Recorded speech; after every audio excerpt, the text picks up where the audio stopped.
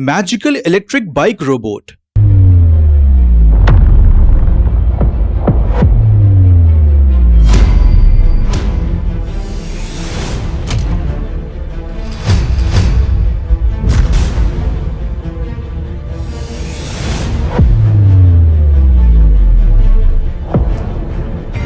एक शहर में रमेश नाम का व्यक्ति पुराना सामान इकट्ठा करके बेचकर कमाए हुए पैसों से अपना परिवार का पालन करता था। एक दिन पुराना सामान इकट्ठा करते समय रामलाल नाम का व्यक्ति बुलाता है। अरे सुनो तो, हमारे घर में एक पुराना बाइक बहुत साल से ऐसे ही पड़ा है, क्या इसे खरीदोगे? हाँ साहब, खरीदूंगा, लेकिन इस बाइक को ऐसे ही क्यों रख दिया? इस बाइक से मेरे बेटे का एक्सीडेंट हुआ और वो मारा गया। उसे बाइक रेसिंग बहुत पसंद था, लेकिन अपना सपना पूरा किए बिना ही वो इस दुनिया से चला गया। तब से ये ऐसे ही पड़ा है। इसके बदले में कितना दोगे?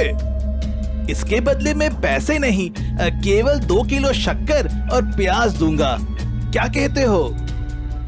अच्छा ठीक है। फिर रमेश वह बाइक लेकर निकलता है। अरे वाह, ये बाइक तो बहुत ही अच्छा है। इसे मैकेनिक के पास लेकर जाता हूँ। अगर रिपेयर हो गया तो इससे आराम से काम कर सकता हूँ। फिर बाइक को लेकर मैकेनिक के पास जाता है।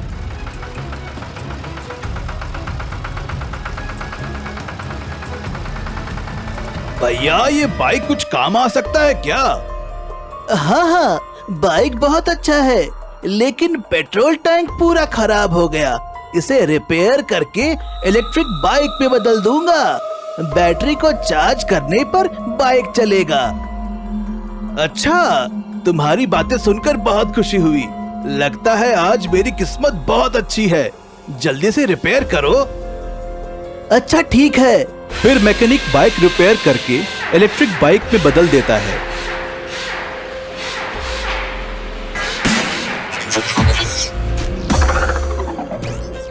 रमेश बाइक को देखकर खुश हो जाता है। फिर उसे चलाकर रामलाल के घर जाता है।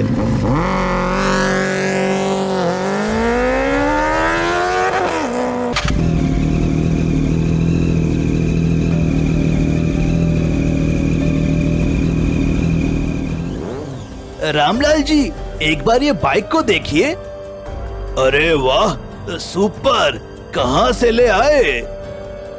अरे साहब, ये आपके बेटे का बाइक है। मैंने इस बाइक को रिपेयर करवाया। इस तरह बातचीत करते रहता है। इतने में बाइक में एक आत्मा घुस जाती है। फिर वह अपने आप स्टार्ट होकर सड़क पर इधर उधर घूमकर फिर वापस रमेश के पास आती है।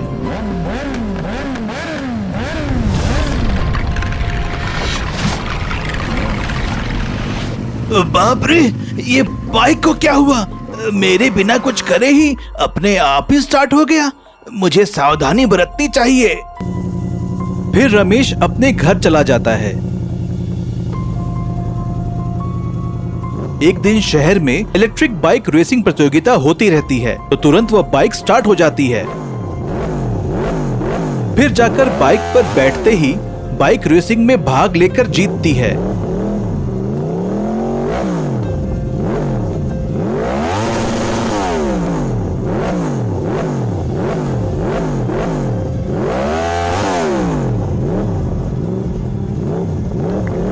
उसे बहुत सारा पैसा मिलता है।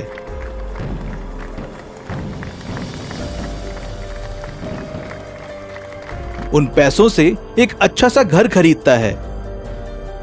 फिर एक बार मैकेनिक के दिए गए सलाह से रमेश अपने बाइक को एक साइंटिस्ट के पास ले जाता है। साइंटिस्ट जी, मेरे बाइक को सिक्योरिटी गार्ड की तरह बदल दीजिए। अच्छा ठीक है, इसे बाइक रोबोट में बदल देता हूँ। फिर बाइक रोबोट को बनाता है। वहां बाइक और रोबोट में बदलते रहता है।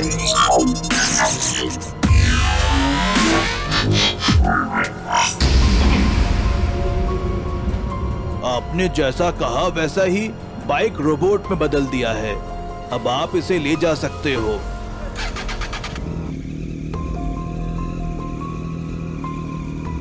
फिर बाइक पर जाते रहता है इतने में दो चोर आते हैं।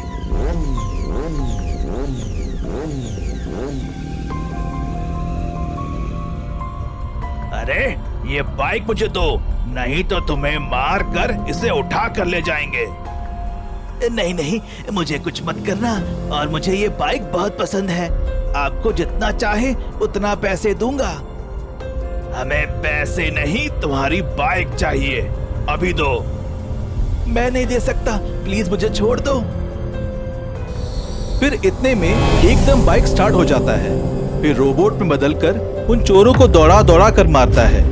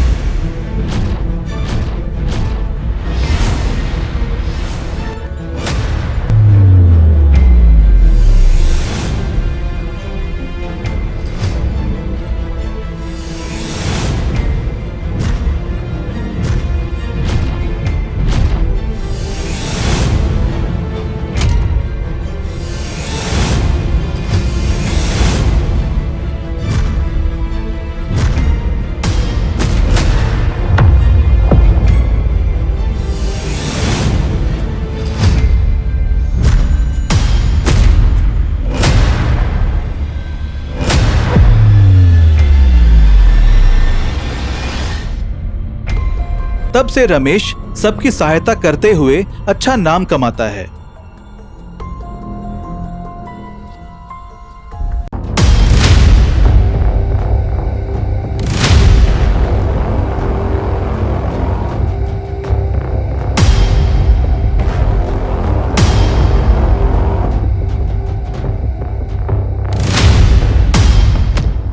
एक गांव में कैलाश और शर्मा नाम के विद्यार्थी उच्चतम पढ़ाई करके बड़े साइंटिस्ट बनते हैं। एक दिन दोनों गांव के मुखिया राम जी के पास आते हैं। तुम्हें देखकर बहुत गर्व हो रहा है, इतना अच्छा पढ़ाई करके अपने गांव का नाम रोशन किया है। राम जी चाचा, हम अपने गांव की उन्नति के लिए कुछ करना चाहते हैं, बताओ क्या समस्या है? ऐसी कोई खास समस्या तो नहीं है, लेकिन आग फैलने पर उसे निवारण करने के लिए फायर ट्रक होना जरूरी है, और गांव के काम काज के लिए जेसीबी की जरूरत है। इतनी सी बात, आप चिंता ना करें, हम खुद बनाएंगे। बहुत अच्छी बात है बेटा।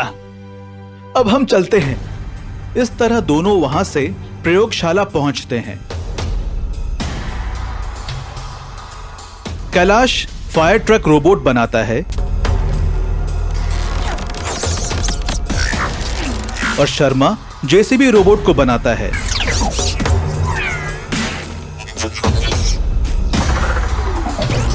दोस्त, जेसीबी रोबोट बहुत कमाल की है, गांव वालों की बहुत काम आएगी। तुम्हारी बनाई हुई फायर ट्रक रोबोट सुपर है। चलो हम इन्हें लेकर गांव जाते हैं। इस तरह दोनों गांव जाने के लिए निकलते हैं। थोड़ी दूर जाने के बाद जेसीबी चलाते हुए शर्मा कहता है, दोस्त, ये जेसीबी कैसे काम करता है? चलो एक बार चेक करें। ठीक है, यहीं एक गड्ढा खोदते हैं। फिर शर्मा सड़क के किनारे एक गड्ढा खोदता है।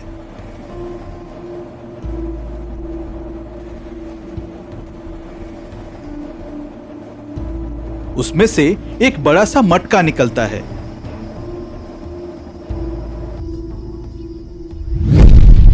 जेसीबी लगाकर फोड़ने से उसमें से दो आत्माएं हंसते हुए बाहर आते हैं। एक जेसीबी रोबोट में और दूसरा फायर ट्रक में प्रवेश करते हैं।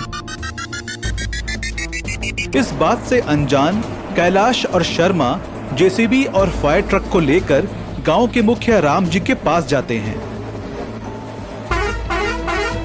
बढ़िया यार, तुम दोनों ने अपने कहे मुताबिक जेसीबी और फायर ट्रक बनाकर गांव वालों की सहायता की। हम अब सदा आभारी रहेंगे। ये तो हमारा कर्तव्य है। अब आप इन्हें उपयोग कर सकते हैं। इतने में जेसीबी रोबोट में बदल जाता है। फिर घरों को तोड़कर आग लगा देता है।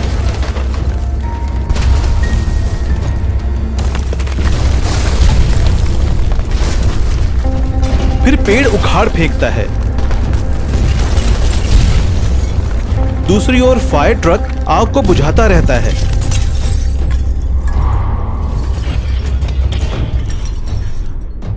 बाद में fire truck robot JCB robot से कहता है, रुक जाओ, इस तरह विनाश मत करो, मेरी बात सुनो। मुझे ज्ञान देने की जरूरत नहीं है। मैं जानता हूँ मनुष्य बहुत बुरे हैं। तुमने गलत समझा। एक आदमी गलत होने से संसार के सारे लोग गलत नहीं होते। मुझे सिखाओ मत और हटो मेरे रास्ते से। मेरी बात सुनो, हटो मेरे रास्ते से।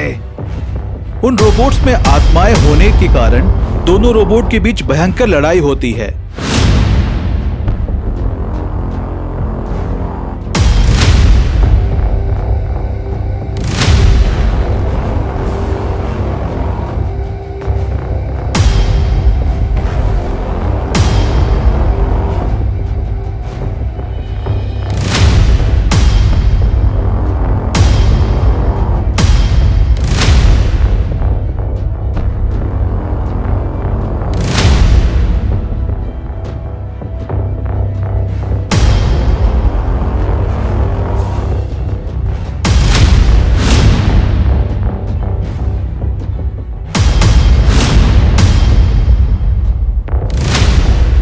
यह सब कुछ देखकर गांव का मुखिया राम जी और साइंटिस्ट बहुत घबरा जाते हैं।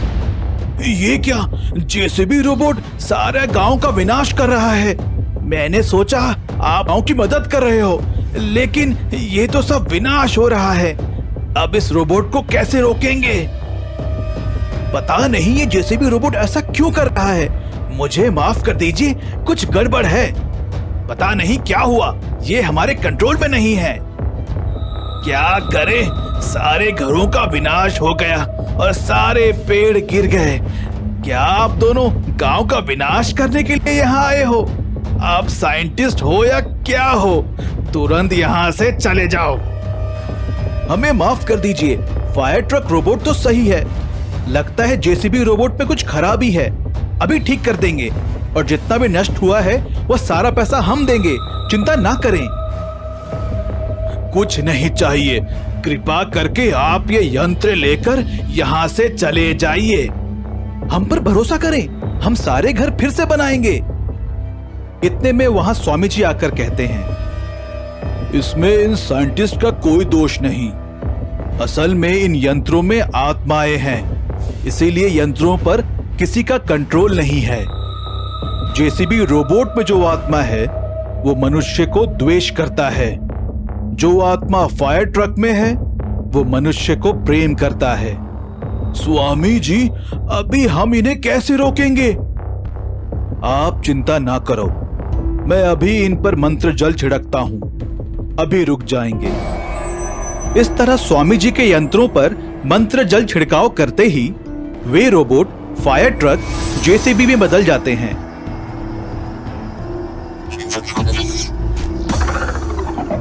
फिर फायर ट्रक रोबोट का आत्मा कहता है, हमें माफ कर दीजिए, मेरे मित्र के कारण सब कुछ नष्ट हो गया। मैं सारा पैसा दे दूंगा जिससे आप अपने घर बना लीजिए। क्या फायर ट्रक हमें पैसे देगी? कैसे? हाँ राम जी, सब कुछ समझाना इतना आसान नहीं है, बस देखते जाओ कि क्या होगा।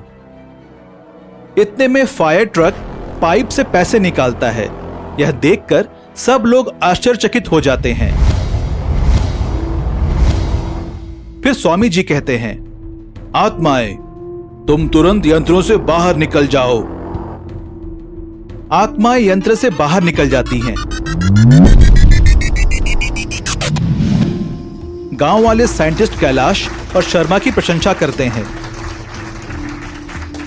दोस्तों, अगर आपको ये कहानी अच्छी लगी और आप आगे भी इस प्रकार की कहानियां देखना चाहते हैं तो हमारे इस चैनल को जरूर सब्सक्राइब करें